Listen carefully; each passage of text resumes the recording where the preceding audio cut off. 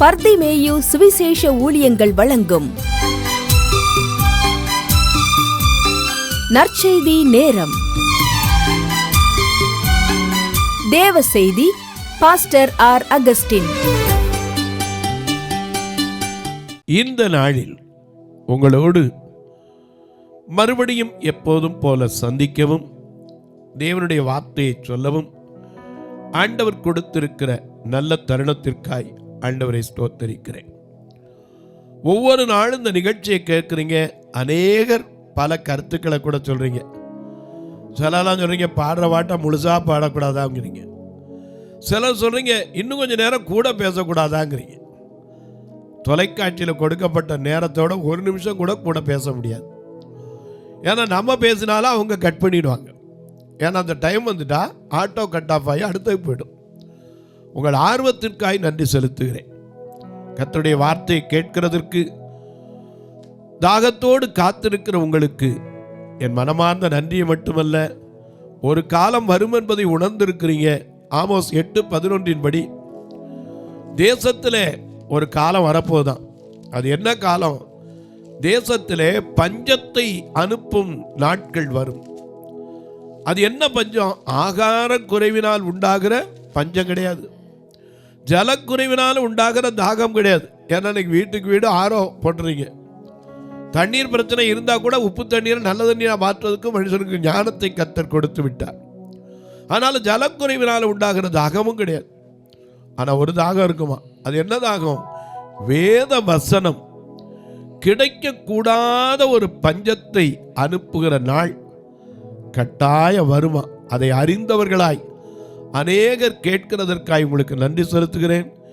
இந்த நாளிலும் உங்களோடு நான் பேச வேண்டும் என்று ஜெபித்து காத்திருந்த போது சிலர் ஒரு காரியத்தை கேட்டீங்க. மறுபடியும் அதை கொஞ்சம் எங்கள் மனதுக்கு ஆறுதலான ஒரு காரியத்தை பேசுனீங்க. ரொம்ப காலமாச்சு அது கேட்டு என் நினைவுக்கு வருது. தயவு செய்து அது மறுபடியும் சொல்ல முடியுமான்னு சொன்னீங்க. நிச்சயமாக மறுநாள் திரும்ப உங்களுக்கு ஒரு நாள் தொலைக்காட்சியில் வரும். ஆனால் இப்பொழுது உங்களோடு பேச போகிற ஒரு காரியம், உங்கள் வேதாகமத்தை எங்கே இருந்தாலும் சரி தயவு செய்து கையில் தேடி எந்திரிச்சு போய் எடுத்து ஏசாயா தீர்க்கதரிசியின் புஸ்தகம் 6வது அதிகாரத்திலே 11வது வசனத்தை எல்லாரும் எடுப்பீங்களா?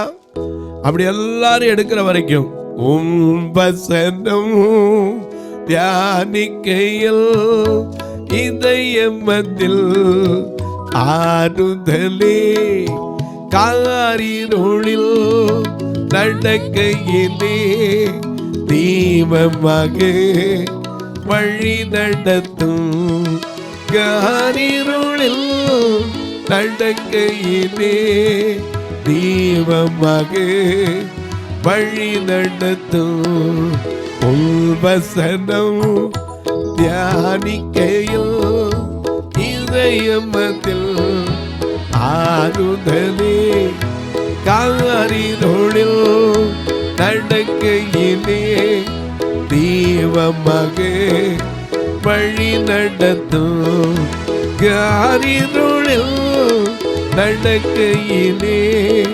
தீபமாக வழி நடத்தும், திருக்கரத்தா தாங்கி அம்மை திரு சித்தம்போ நடத்திடுமே, கொய்யவன் கையில் கழிவல்டா அல்லதிலி வனைந்திடுமே, கொய்யவன் கையில் கழிவல்டா அல்லதிலி வனைந்திடுமே.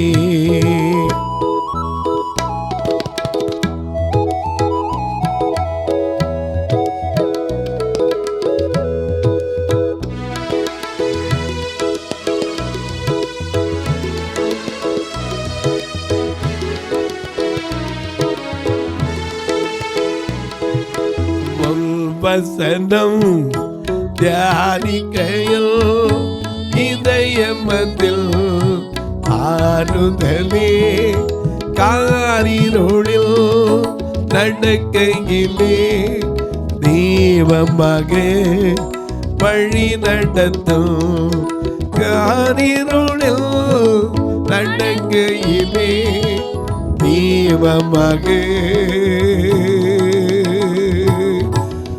வழி நடத்தும். எல்லாம் எடுத்திருப்பீங்கன்னு நினைக்கிறேன். ஏசாயா 6ஆம் அதிகாரம் 11ஆம் வசனம். அப்பொழுது நான் ஆண்டவரே எது வரைக்கும் என்று கேட்டேன். எது வரைக்கும் என்று கேட்டேன். அதற்கு அவர்கள் பட்டணங்கள் குடியில்லாமலும் வீடுகள் மனுஷ சஞ்சாரம் இல்லாமலும் பாழாகி பூமி அவாந்தர வெளியாகி கர்த்தர் மனுஷரை தூரமாக விலக்குவதினால் தேசத்தின் நடுமையம் முற்றிலும் வெறுமையாக்கப்படும் வரைக்குமே. இப்படிப்பட்ட நாட்கள்லாம் வரும்னு வேதத்தில் எழுதி வச்சிருக்கிறாங்க. நமக்கு அநேக நேரம் நம்ம மறந்துடுறோம். எனக்கு அன்பார்ந்தவர்களே, ஆண்டவர் நமக்கு எத்தனையோ காரியங்களை எழுதி வைத்திருக்கிறார். அவருடைய வசனத்தை நம்ம தியானிப்பதற்கு பாக்கியம் பெற்றிருக்கணும். ஏன்னா அவருடைய வசனம் ஒன்று கூட தரையில் விழாது, நிறைவேறாமல் போகாது. அவர் சொன்னதையெல்லாம் கட்டாயம் செய்து முடிக்கவே செய்வார். அவர் திட்டம் பண்ணினா அது நடத்துவார். இன்றைக்கும் உங்களுக்கு சொல்லுவேன், ஒரு காலம் வரும்னு சொல்கிறாங்களே, அது எப்படிப்பட்ட காலம் இங்கே அழகாக எழுதி வச்சிருக்காரு. அந்த காலத்திற்கு முன்னே இன்னும் அநேகர் மனம் திரும்புவாங்களா எதிர்பார்த்து காத்திருக்கிறார். நாம் அன்னைக்கு சொன்னதை செஞ்சு முடிச்சிருக்கோமா அப்படின்னா நிச்சயமாக இல்லை. அவர் என்ன சொல்லி போனார்? நான் உங்களுக்கு கட்டளையிட்ட யாவையும் நீங்கள் புறப்பட்டு போய் அவர்களுக்கு கை கொள்ளும்படி உபதேசம் பண்ணுங்கள், உலகத்தின் முடிவு வரையும் நான் உங்களோட இருப்பேன்னு சொல்லி ஆண்டவர் வாக்கும் கொடுத்திருக்கிறார். அப்படி கொடுத்த தேவன் நிச்சயமாக ஒரு நாள் வரும். அந்த நாளை இங்கே எழுதி வைத்திருக்கிறார். இதை குறித்து நான் உங்களோடு சொல்லி பயமுறுத்த விரும்பவில்லை. உங்களோடு நான் பேச விரும்புகிற ஒரு காரியம் உண்டு. ஏன்னா ஒரு காலம் வரும்னு சொன்னேன், அதுக்காக இதையும் சொன்னேன். நீங்கள் உங்களை குறித்து பயமுறுத்த விரும்புறதில்லை. நாம் இன்றைக்கு யாருடைய மனைவி, இதை குறித்தான் நாம் தியானிக்க போகிறோம். இன்றைக்கி அநேக நேரங்களில் இங்கே உலகத்தில் சொல்கிறோம், குடும்பம் பிரச்சனை பாடு உபத்திரவம் எல்லாம் சொல்கிறோம். வெளிப்படுத்தின விசேஷத்தில் 19ஆம் அதிகாரத்தில் மிக அழகாக நமக்கு எழுதி வைத்திருக்கிறார். அதை நாம் இன்றைக்கு ஆதாரமாக எடுத்துக்கொண்டு உங்களோடு பேச போகிறேன். ஏன்னா ஒரு காலம் வர்றதுக்கு முன்னாடி நாம் யாருங்கிறது முதல்ல தெரிஞ்சுக்கணும். நம்ம யாருடைய மனைவி என்பதை தெரிந்து கொள்ள வேண்டும். வெளிப்படுத்தின விசேஷம் 19ஆம் அதிகாரம் 7ஆம் வசனத்தை பாருங்க. மிக அழகா எழுதி வச்சிருக்கார். நாம் சந்தோஷப்பட்டு களி கூர்ந்து அவருக்கு துதி செலுத்த கடவோம். ஆட்டுக்குட்டியானவருடைய கல்யாணம் வந்தது, அவருடைய மனைவி தன்னை ஆயத்தம் பண்ணினாள் என்று சொல்ல கேட்டேன் என்று எழுதியிருக்கிறார். ஆட்டுக்குட்டியானவருடைய கல்யாண நாள் வந்தது. நாம் சந்தோஷப்பட்டு களி கூர்ந்து அவருக்கு துதி செலுத்த கடவோம். ஏன்னா அவருடைய கல்யாண நாள் வந்தது. அவருடைய மனைவி தன்னை ஆயத்தப்படுத்தினாள். இன்றைக்கு நாம் யாருக்கு மனைவியாக இருக்கிறோம்? உதாரணமாக பாருங்க, ரூத்தின் புஸ்தகத்தில் மிக அழகாக எழுதி வச்சிருக்கார். 1ஆம் அதிகாரம் முதல் 1, 2, 3 வசனங்களை வாசிக்க கேட்போம். ஏன்னா இந்த ரூத்தினுடைய வாழ்க்கையில் யாருக்கு மனைவியாக இருந்தாள், யாருக்கு அவள் கொடுக்கப்பட்டாள் என்பதை நாம் அறிந்து கொள்ள வேண்டும். நியாயாதிபதிகள் நியாயம் விசாரித்து வரும் நாட்களில் தேசத்திலே பஞ்சம் உண்டாயிற்று. ஏன்னா பஞ்சம் எலியாவின் காலத்துல கூட வந்துச்சு. நாம் அதுக்கு தான் பாடுறோம், பஞ்சத்திலே எலியாவுக்கு அப்பம் கொடுத்தார், பஞ்சமின்றி எலியாவை ஆசீர்வதித்தார். பஞ்சத்திலே எலியாவுக்கு அப்பம் கொடுத்தார், பஞ்சமின்றி எலியாவை ஆசீர்வதித்தார். பஞ்சம் தீரும் வரை அந்த விதவை வீட்டில், பஞ்சம் தீரும் வரை அந்த விதவை வீட்டில் பானையில் எண்ணெயும் மாவுக்கு நெய்யவில்லை, பானையில் எண்ணெயும் மாவுக்கு நெய்யவில்லை. எனக்காக யாவற்றையும் செய்வதே எனக்கு நீ பயமில்லை உலகிலே. எனக்காக யாவற்றையும் செய்ததினா, எனக்காக யாவற்றையும் செய்ததினா ரட்சிப்பின் பாத்திரம் ஏந்தி தொழுதிடுவே, ரட்சிப்பின் பாத்திரம் ஏந்தி தொழுதிடுவே.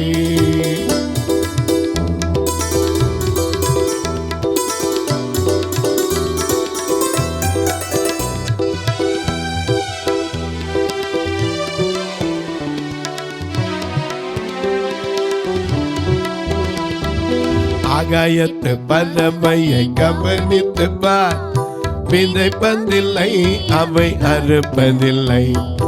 ஆகாயத்து பறவையை கவனித்து பார், விதைப்பதில்லை அவை அறுப்பதில்லை. அவைகளை பிழை போட்டும் பரம பிதா, அவைகளை பிழை போட்டும் பரம பிதா அனுதினம் அற்புதமாய் நடத்திடுவா, அனுதினம் அற்புதமாய் நடத்திடுவா. எனக்காக எனக்காக எனக்காக யாவற்றையும் செய்பவரே, எனக்கு நீ பயமில்லை உலகில் இல்லை. எனக்காக யாவற்றையும் செய்ததினால் ரட்சிப்பின் பாத்திரம் எழுதி தொழுதிடுவே, ரட்சிப்பின் பாத்திரம் எழுதி தொழுதிடுவே.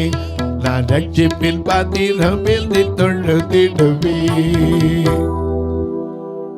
நியாயாதிபதிகள் நியாயம் விசாரித்து வரும் காலத்துல என்ன வந்துச்சான்? ஒரு பஞ்சம். என வேதத்துல பல பஞ்சங்களை குறித்து எழுதப்பட்டிருக்கிறது. எசேக்கியேல் தீர்க்கதரிசியின் காலத்துல ஆண்டவரே சொல்லியிருக்கார்.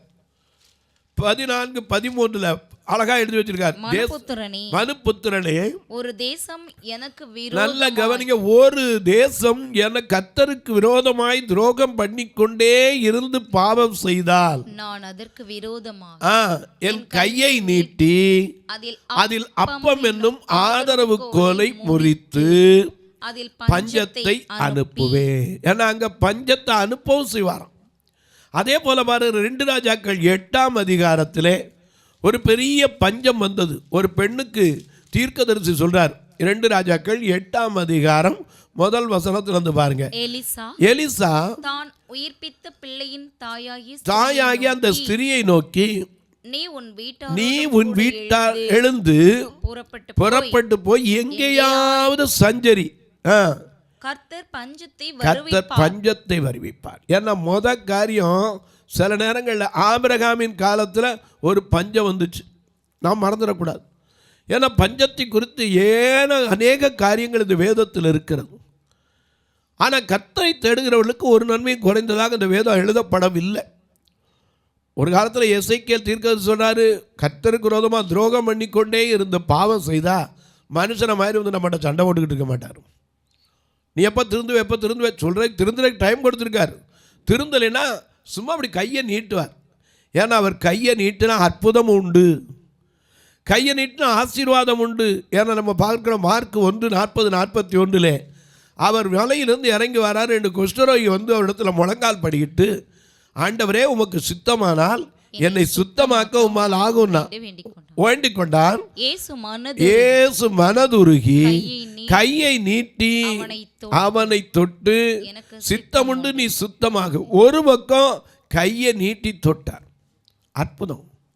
அதே சமயத்தில் பாருங்க, யோவான் எழுதின சுவிசேஷம் 9ஆம் அதிகாரம் 1-2 வசனத்தில் வாசிக்கும் போது சீசர்கள் கேட்குறாங்க, அவி ஒரு பையன் உட்காந்துருக்கானே, இந்த கண்ணு தெரியாத உட்காந்துருக்கானே, இவனுக்கு ஏன் கண்ணு தெரியாமல் போச்சு? இவன் அப்பா அம்மா செஞ்ச தப்பா அல்லது இவன் செஞ்ச தவறானா? இவன் செஞ்சதில்லை, அப்பா அம்மா செஞ்சதில்லை, என் நாமம் மகிமைப்பட வேண்டும் என்று சொல்லிக்கொண்டே தரையில் துப்பி சேருண்டாக்கி அவன் கண்ணிலே, அது ஒரு தரையில் துப்பி சேருண்டாக்கி அந்த சேற்றை அவன் கண்ணிலே என்ன செய்தார்? பூசினார். போய் கழுவுனார். அவன் பார்வையிட்டான். எனக்கு அன்பாலே சில இடத்துல கையை பிடிச்சி தூக்கி விட்டு கூட எழுப்பி விட்டுருக்கார். ஏன்னா அவர் கையில் அற்புதம் ஒரு பக்கம் உண்டு, ஆனால் கையை நீட்டுவார். எதுக்கு நீட்டுவார்? அன்றைக்கு பேதுருவை கையை நீட்டினார். மத்தேயு எழுதின சுவிசேஷத்தில் மிக அழகாக நாம் பார்க்கிறோம். அவன் கடலில் நடந்து வரார். நடந்து வரும்போது ஐயரே அமிழ்ந்து போகிறேன்னா அடுத்த நிமிஷம் அவர் கையை நீட்டி அவனை தொட்டு தூக்கிட்டார். அற்ப விசுவாசியே ஏன் பயப்பட்டார்? எனக்கு அன்பானவர்களே, ஒவ்வொரு இடத்துலையும் அவர் கை நீட்டும் போதெல்லாம் அற்புதம் நடந்திருக்கிறதையும் பார்க்கிறோம், அதிசயங்கள் நடந்திருக்கிறது. ஏன்னா அவருக்கு பேர் என்னது? அதிசயங்கள் செய்கின்ற அருகில் இருக்கிறார். அற்புதங்கள் செய்கின்ற பேர் நமக்குள் வசிக்கிறார். அதிசயங்கள் செய்கின்ற பேர் அருகில் இருக்கிறார். அற்புதங்கள் செய்கின்ற பேர் நமக்குள் வசிக்கிறார்.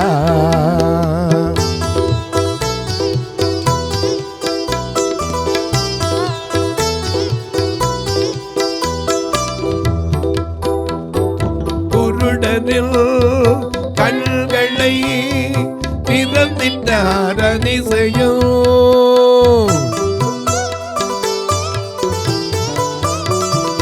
குருடனில் கண்களை திறந்திட்டார் அதிசயம். அன்று செவிடனில் காதுகளை கேட்க சொன்னார் அபிஷயம். அன்று செவிடனில் காதுகளை கேட்க செய்தார் அதிசயம். அதிசயங்கள் செய்கின்ற பேர் அருகில் இருக்கிறார். அற்புதங்கள் செய்கின்ற பேர் நமக்குள் வசிக்கிறார்.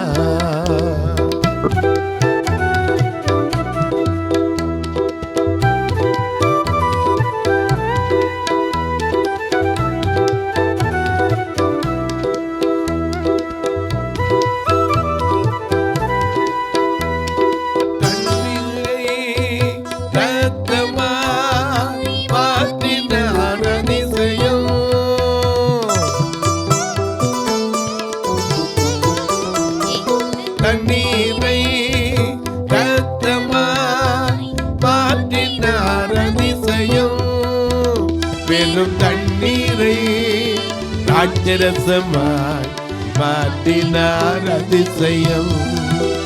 வெறும் தண்ணீரை ராட்சரசமாய் மாற்றினார் அதிசயம். அதிசயங்கள் செய்கின்ற பேர் அருகில் இருக்கிறார். அற்புதங்கள் செய்கின்ற பேர் நமக்குள் வசிக்கிறார். மார்க் 7:34 வாசிக்கிறோம். மார்க் எழுதின சுவிசேஷம் 7ஆம் அதிகாரம் 34ஆம் வசனத்தில் வாசிக்கிறோம். அவர் வானத்தை அண்ணாந்து பார்த்து பெருமூச்சு விட்டு எப்பத்தா என்றார். அதற்கு திறக்கப்படுவாயாக என்று அர்த்தமா? சரி. உடனே அவனுடைய செவிகள் திறக்கப்பட்டு. சில இடத்துல வார்த்தையினாலே அற்புதம் செய்திருக்கிறார். அவனை தொடவே இல்லை. வானத்தை அண்ணாந்து பார்த்தார், பெருமூச்சு விட்டார். அவன் சரியா பேச முடியாதவன், காதும் கேட்க முடியாதவன். அவனை பார்த்து வேற ஒன்றும் தொடவும் இல்லை, அவன்கிட்ட போய் விசாரிக்க முடியல. வானத்தை அண்ணாந்து பார்த்து பெருமூச்சு விட்டு எப்பத்தா, ஒரே வார்த்தை தான் சொன்னார். அதுக்கு திறக்கப்படுவாயின். அடுத்த உடனே அவன் காதுகள் என்ன செய்தது? செவிகள் திறந்தது. நாவில கட்டும் அவிழ்ந்து செவ்வையாய் பேசினான். எனக்கு அன்பாருடைய ஆண்டவருடைய கை அவன் ஒரு அதிசயம் செய்கிற கை. அதே சமயத்தில் பஞ்சத்தை அனுப்புவார், மறந்துடக்கூடாது. மனுபுத்திரனே, ஒரு தேசம், அது எந்த தேசமாக இருக்கட்டும், இந்திய தேசமாக இருக்கட்டும், எந்த தேசமாக இருக்கட்டும், நாம் குடியிருக்கிற எந்த பட்டணமாக இருக்கட்டும், எந்த கிராமமாக இருக்கட்டும், ஒரு தேசம் கர்த்தருக்கு விரோதமாய் துரோகம் பண்ணிக்கொண்டே இருந்து கண்டினியூவேஷனாக பாவம் செய்தால், நான் அதற்கு விரோதமாய் என் கையை நீட்டி அப்பம் என்னும் ஆதரவு கோலை முறித்து அதில் பஞ்சத்தை அனுப்பி என்ன செய்வேன்? எசேக்கியேல் 14:13 வாசிக்கிறோம். பஞ்சத்தை அனுப்பி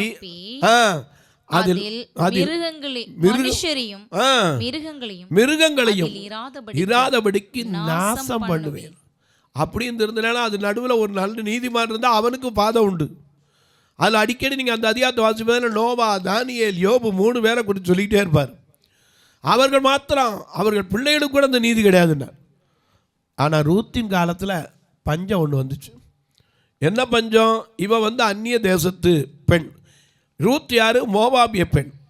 நகோமி என்ன செய்கிறா? எங்கே இருந்தவ? அப்பத்தின் வீடாகிய பெத்லகேமில் இருந்தவ. இந்த பெத்லகேம்ல இருந்து புறப்படுறான். வாசிக்கும் 2ஆம் வசனத்துல இருந்து திரும்ப ரூத்தின் புஸ்தகம் 1ஆம் அதிகாரம் 2-3 வசனத்தை அந்த பார்க்கலாம். மனுஷனுடைய பேர் எலிமலேக்கு, அவன் மனைவியின் பேர் ஒரு குடும்பம். அவனுடைய 2 குமாரர், ஒருவன் பேர் மக்லோன், மற்றொருவன் பேர் மக்லோன் என்றால் என்ன? பலவீனம், வியாதி என்று பொருள். மக்லோன், மற்றொரு பேர் கிலியோன். யூதாவில் உள்ள பெத்லகேம் ஊராகிய. ஏன்னா இந்த பெத்லகேமை குறித்து தான் வேதம் சொல்லுது. மீகா 5:2 எப்பிராத்தா எனப்பட்ட பெத்லகேமே, நீ யூதேயாவின் தேசங்களுக்குள் 1000ங்களுக்குள் சிறியதாய் இருந்தும் இஸ்ரவேலை ஆளப் போகிறவர் உன்னிடத்திலிருந்து புறப்பட்டு இடத்துக்கு வருவார். அவருடைய புறப்படுதல் அநாதி நாட்களாய் பூர்வத்தினுடையது என்று எழுதப்பட்டிருக்கிறது. இந்த பெத்லகேம் அப்பத்தின் வீடு. இந்த பெத்லகேம்ல தான் மேபி போசேத் மொடவனும் கொண்டாந்து ராஜாவின் போஜனத்தில் உட்கார்ந்தது நீங்கள் மறக்கக்கூடாது. இந்த பர்சிலாயின் குமாரரும் இந்த பெத்லகேம்ல தாவீது நாட்களில் அங்கே ராஜாவுடைய போஜன பந்தியில் இருந்ததை நீங்கள் மறந்து விடக்கூடாது. இந்த அப்பத்தின் வீடாகிய பெத்லகேம்ல இருந்த குடும்பம் யாரு? நகோமி, எலிமலேக்கு, மக்லோன், கிலியோன். இவர்கள் எல்லாரும் என்ன செய்றாங்க? வாசிங்க 3ஆம் வசனத்தை திரும்ப அப்படி தொடரும். பெத்லகேம் ஊராகிய எப்ராத்தியராகிய அவர்கள் மோவாப் தேசத்திற்கு போய், அந்நிய தேசத்துக்கு போறாங்க. எதுக்கு? மோவாப் தேசத்திற்கு போய் அங்கே இருந்து விட்டார்கள். ஏன்னா பஞ்சம் வந்துருச்சு, இருக்கிற வழியில், அதனால ஓடி போய் அங்கே இருந்து விட்டாங்க. அங்கே இருந்தபோது நடக்கிற காரியத்தை புருஷனாகிய எலிமலேக்கு இறந்து போனான். முதல்ல புருஷன் போயிட்டான். அவளும் அவளுடைய 2 குமாரரும் இருந்தார்கள். இவர்கள் மோவாபியரில் பெண் கொண்டார்கள். வரலாமா? ஆண்டவருக்கு விரோதமாக என்ன செய்யக்கூடாது? மோவாபியர் சந்ததிக்கு என்ன செய்யக்கூடாது? வரக்கூடாது. ஆனால் நான் போய் பெண் கொண்டார்கள். யார்? மக்லோனுக்கு ரூத்தும் கிலியோனுக்கு ஒற்பாளும் கொடுக்கப்பட்டார். இந்த ரூத் யார்? விசுவாசத்தில் கொஞ்சம் கூட சளைத்தவ கிடையாது. ஆனால் அந்த ரூத் யாருக்கு மனைவியாக கொடுக்கப்பட்டாள்? பலவீனத்திற்கு. பலவீனத்தோட எத்தனை நாள் வாழ முடியும்? வியாதியோட எத்தனை நாள் வாழ முடியும்? பாருங்க, கொஞ்ச நாளில் ஆண்டவர் என்ன செஞ்சார்? அந்த பலவீனம் அழிந்து போனார். வாசிக்க பார்க்கலாம். அங்கே என்ன பண்ண? 2 பேரில் ஒருத்தருக்கு என்ன மனைவியை கல்யாணம் பண்ணாங்க. 4ஆம் வசனத்தை பாருங்க. ரூத்தின் புஸ்தகம் 1ஆம் அதிகாரம் 4ஆம் வசனத்தை பாருங்க. இவர்கள் மோவாபியரில் பெண் கொண்டார்கள். அவர்களில் ஒருத்தி பேர் ஒர்பாள், மற்றவள் பேர் ரூத். இந்த ரூத்தை பற்றி நான் படிக்க போகிறேன். ரூத் யாரு? யாருக்கு மனைவியாய் கொடுக்கப்பட்டாள்? இந்த மக்லோனுக்கு பேர் என்ன? அவருடைய பேருக்கு ஏற்ற மாதிரி பலவீனம் அல்லது வியாதி. இன்றைக்கி எத்தனையோ பேர் வியாதியோட பலவீனத்தோடு தான் வாழ்ந்து கொண்டிருக்கிறோம். ஆனால் நாம் யாருக்கு மனைவியாக கொடுக்கப்பட வேண்டும்? போவாஸ், மணவாளனுக்கு. ரூத்தின் புஸ்தகம் 4ஆம் அதிகாரம் 10ஆம் வசனத்தில் அவள் யாருக்கு கொடுக்கப்பட்டாள்? மரித்தவனுடைய சகோதரருக்குள்ளும் ஊராருக்குள்ளும் அவனுடைய பேர் அற்று போகாமல் மரித்தவனுடைய சுதந்திரத்திலே அவன் பேரை நிலைநிறுத்த நான் மக்லோனின் மனைவியாயிருந்த மோவாபிய ஸ்திரீயான ரூத்தை எனக்கு பலவீனத்துக்கு மனைவியா இருந்த அவளை யாரு? போவாஸ் யாரு? மணவாளன். அந்த மணவாளனுக்கு மனைவியா நீங்களும் நானும் கொடுக்கப்பட வேண்டும். இன்றைக்கி எத்தனையோ பலவீனத்தோடு வாழ்ந்து கொண்டிருக்கலாம். ஒரு நாள் நிச்சயமாக அந்த பலவீனத்திலிருந்து நான் இந்த பூமியில் ஒருத்தருக்கு புருஷனாக, ஒருத்தருக்கு மனைவியாக, ஒருத்தருக்கு பிள்ளையாக, ஒருத்தர் தாயாக இருக்கலாம்.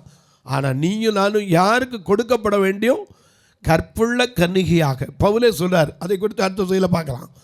நாம் யாருக்கு ஒப்புவிக்கப்பட வேண்டும்? மணவாளனாகிய கிறிஸ்துவுக்கு ஒப்பு கொடுக்கப்பட வேண்டும். அதான் இங்கே சொல்றாரு, அவருடைய மனைவி தன்னை ஆயத்தம் பண்ணினாள்.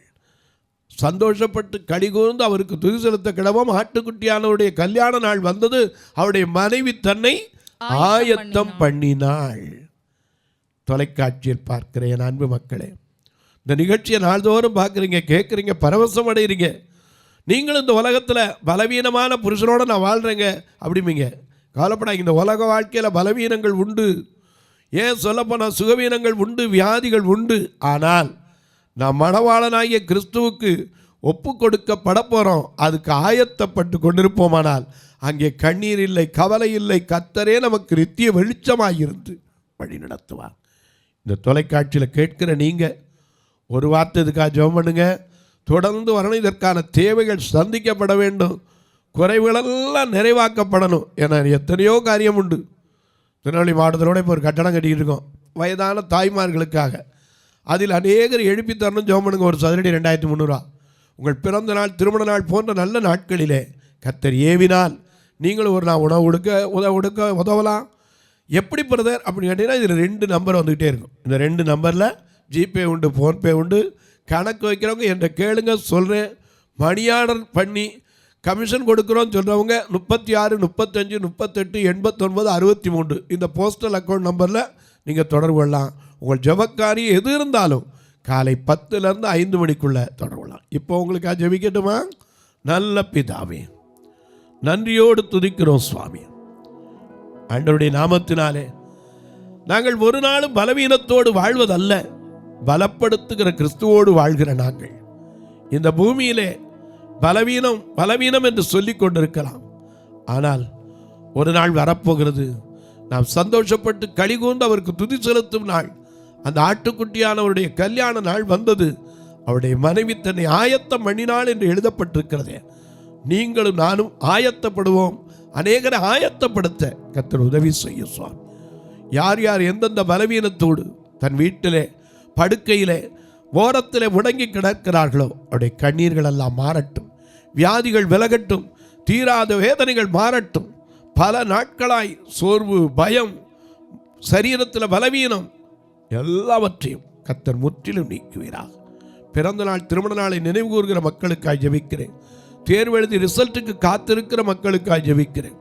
ஒவ்வொரு பிள்ளைகளுடைய எதிர்பார்க்கிறபடி நேர்த்தியான இடத்திலே பங்கும் சிறப்பான சுதந்திரமும் சங்கீதம் 16:6 ஒவ்வொருவருக்கும் கிடைக்கட்டும்.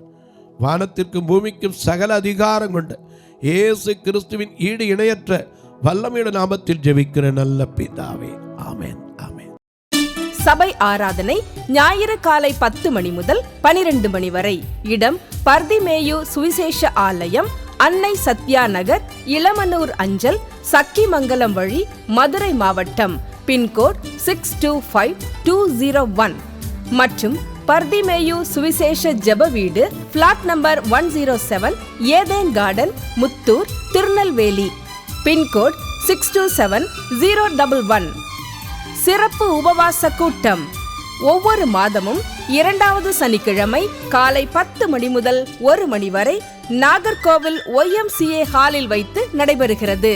மற்றும் ஒவ்வொரு மாதமும் 4வது சனிக்கிழமை காலை 10 மணி முதல் 1 மணி வரை திருநெல்வேலி புதிய பேருந்து நிலையம் அருகில் உள்ள கிரேஸ் ஹாலில் வைத்து நடைபெறுகிறது. எங்கள் எல்லா ஆராதனைகளிலும் கலந்து கொண்டு தேவனை மகிமைப்படுத்த அன்பாய் அழைக்கிறோம். உங்கள் உதாரத்துவமான காணிக்கைகளினால் இவ்வூழியத்தை தாங்க விரும்பினால் R Augustin, account number 5021364331, IFSC code IDIB 000B066, Indian bank, BP Kulam, Madurai. GPay number 9842181917, BGM ministries மற்றும் 9442559772, பிளைண்ட் மினிஸ்ட்ரீஸ் அகஸ்டின். உங்கள் தொடர்புக்கு பாஸ்டர் ஆர் அகஸ்டின், பர்திமேயு சுவிசேஷ ஊழியங்கள், நாகமலை, புதுக்கோட்டை, மதுரை 625019. தொலைபேசி எண்கள் 9842181917 மற்றும் 9442559772. கர்த்தர் தாமே உங்களை ஆசீர்வதிப்பாராக.